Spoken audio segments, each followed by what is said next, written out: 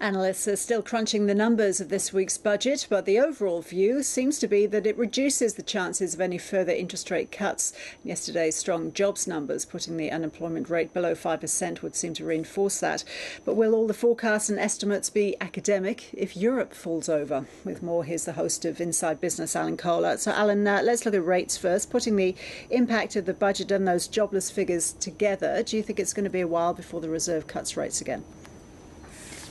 Look, it might be a month or two, but I don't really think it changes the medium-term outlook on rates. I think that it's still likely that the Reserve Bank will cut rates by 0.75% more.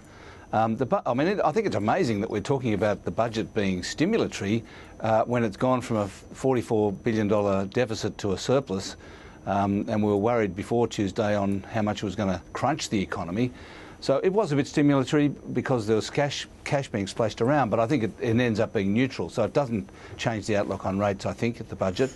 The unemployment rate, 4.9, unexpectedly low, but there's been a lot of commentary since then that the employment situation is not as good as it looks, and actually there'll be a bit of a give back on employment in the next numbers.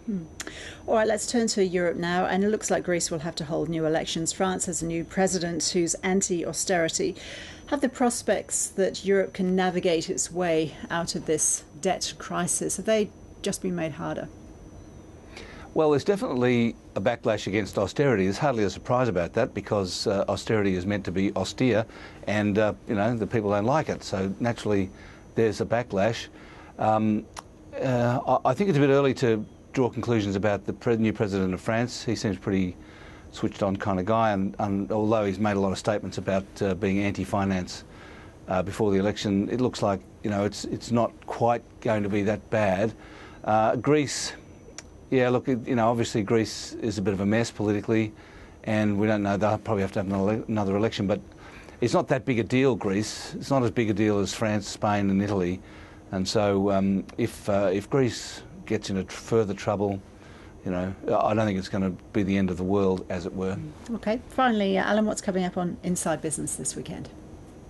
We've got an interview with Cameron Klein, the Chief Executive of NAB, and we'll be talking about these matters and more.